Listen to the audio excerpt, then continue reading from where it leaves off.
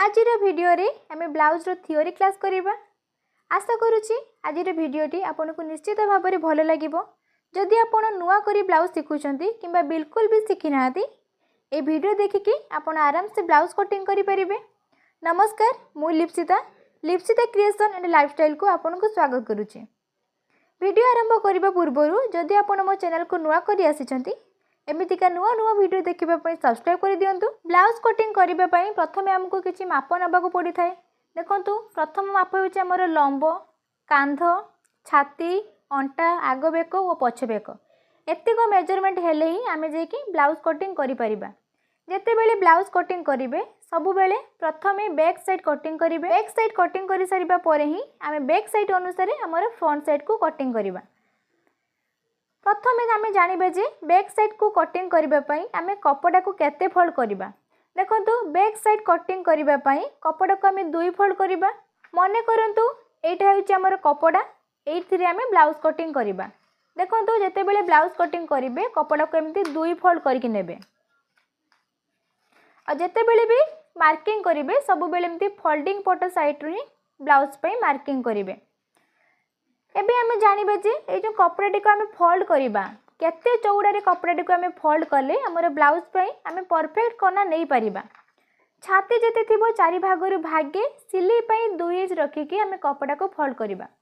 देखंतु एटा आम 32 साइज रो छाती अनुसार करूचे तो 32 रो चारि भागरु भागे हेला 8 इंच, सिलाई पे नेले आम 2 इंच, टोटल आम 10 इंच अनुसार ही आमर एमती कपड़ाटी को फोल्ड करवा। ताले आम बैक साइड कटिंग करने कपड़ा को एमती 10 इंच चौड़ार आम कपड़ाटी को फोल्ड कले आमर ब्लाउज आम कना पाई परिबा। तापर आम जानिबा जे लंब आम केमितिका नबा। देखंतु ब्लाउज रो लंब जतिक थिबो सेथिरे आपण 1 इंच अधिक नेकी लंब पाई मार्किंग करिवे। देखंतु लंब अछि मोर 13 इंच, सेथिरे आम 1 इंच अधिक कले हेला मोर 14 इंच। ताले ब्लाउज पाई लंब आम 14 इंच रखिबा। देखंतु ए चित्रटी को देखंतु ए रु बी होउची हमर लंब, हमर लंब थिला 13 इंच, सेथिरे आम 1 इंच अधिक करिकी नेबा आम 14 इंच। ताले ए बी पाई आम 14 इंच ही नबा। तापर आम जानिबा जे कांध ए जॉइंट साइड रू हमर एटा joint side, a joint side रू आम डाहाण को नबा कांध। देखंतु ए रु सी माने ए रु सी हैला हमर कांध। कांध जेते थिबो तार दुई भागरु भागे रे आपण कांध पाई मार्किंग करिवे। देखंतु कांध होची मोर 11 इंच, 11 को दुई भाग कले आम पाइले 5.5 इंच। ताले कांध पाई आम दबा 5.5 इंच रे चिन्ह माने ए रु सी हैला हमर 5.5। कांध जेति करे देइचंती आपण काख पाई भी सेति करे चिन्ह दे परिबे। देखंतु ए रु सी हैला हमर कांध, सी रु एक्स जे गारटा में देइचे सेटा होची हमर काखर शेप। देखंतु सी रु एक्स रे जे गारटी हमर सरीला ए जो बिंदुटी एक्स बिंदुटी जोंटी सरीची सेई जो गारटा पड़ला सेटा हला हमर छाती पाई मार्किंग।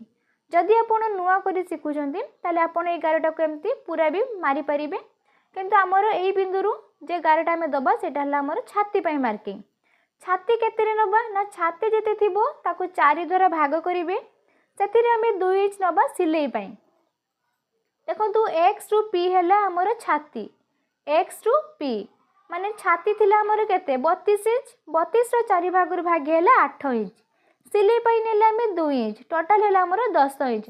देखंतु c रु p हैला माने मु सिलाईटा को मिसई देइची एटी एउटे एते कहला हमर सिलाई पाई 2 इंच, x टू p माने सिलाई ता संगर हमर छाती मिसिची। x टू p हैला हमर छाती रे 4 भाग रु भागे ता संगर सिलाई पाई मु 2 इंच मिसई की एकाथरकर x टू p मार्किंग करिची। तापर हमें जानिबा जे अंटा पाई केमती का मार्किंग करिबा ना अंटा जेते थिबो ताको 4 द्वारा भाग करिबा, सेतिरे हमें 2 इंच नबा सिलाई मार्जिन आ 1 इंच नबा टेकिन पाई।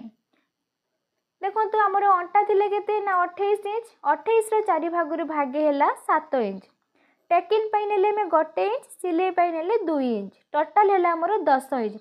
एबे जानिबा जे टेकिन कोन पछपटर ब्लाउजटा न उठिबा पाई आमे पछपटरु टेकिन देई थाउ जेटा कि 1 इंच रे रही थाए। देखंतु एउटू एति कहला हमर अंटा बी रु डी, एई बी रु डी भितरे आमे सिलाई मार्जिन भी 2 इंच रखिचे। देखंतु एउटू एति कहला हमर सिलाई मार्जिन, ए टी रु डी हैला हमर सिलाई मार्जिन, ए जो बी रु टी रहिला आहारी भितरे रहिला हमर अंटार 4 भाग रु भागे ता संगर रहिला 1 इंच टेकिन पाई माने दीटा माप को आम मिसेक बी रु टी को करें। एबे आम जानिबा जे टेकिन टाको आम केमितिका दबा बा कौ जगह दबा।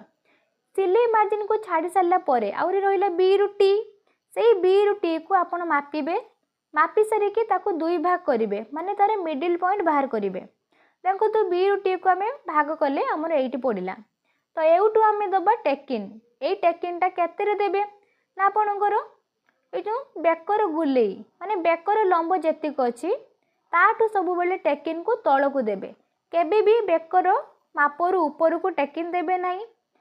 आपणकर बेकर लंब जेतिक अच्छी आमर ये देखो जेहेतु आम बैक साइड कटिंग करुचे, बैक साइड रो बेक अच्छी मोर 8 इंच। यहीटा मन करते आमर 8 इंच रे बेकर सेपटा आम देचे बा बेकर लंबटी अच्छी। से 8 इंच रु तल को आमर टेकिनटा रहिबो। 8 इंच रु माने ऊपर को टेकिन देबे नहीं। देखो यहीटा है आमर आर्म होल। आर्म होल सेप केमतिका देबे आम छाती पाई गले एतिक। देखो ये जो काख पाई आम लाइनटा टाणीचे तार गोटे मिडिल पॉइंट बाहर करेंगे। देखो मन करूँ आमर यहाँ अच्छी 5.5 5.5 रे आम मिडिल पॉइंट बाहर करवा। मन करूँ मिडिल पॉइंट आमर एटी पड़ा। सेउटू ये जो कोण अच्छी ये जो छातीर गार आमर काखर गार ये जो कोणटी है से कोण ऊपर को 1.5 इंच मार्किंग करेंगे। आपणकर जो चिन्ह पड़ो से मिडिल पॉइंट रु से 1.5 इंच देके आपन एमतिका सेप देबे। आज वीडियो रे आमे बैक साइड रो कटिंग कले, आउ गोटे वीडियो रे आमे फ्रंट साइड रो कटिंग करिबा। आशा करूची आज वीडियोटी आपनको निश्चित भाव में भल लागिथिबो। वीडियोटी आपनको केमिति लागिला कमेंट माध्यम रे निहाती जणैबे। जदि आज वीडियोटी आपनको भल लागिछि लाइक कर दियंतु। जदि मो चैनल को सब्सक्राइब करिनाहादी एमितिका नुआ नुआ वीडियो देखिबा पई सब्सक्राइब कर दियंतु। आज पई एतिक पुणी देखाइबा गोटे वीडियो रे। रहिली नमस्कार, जय जगन्नाथ।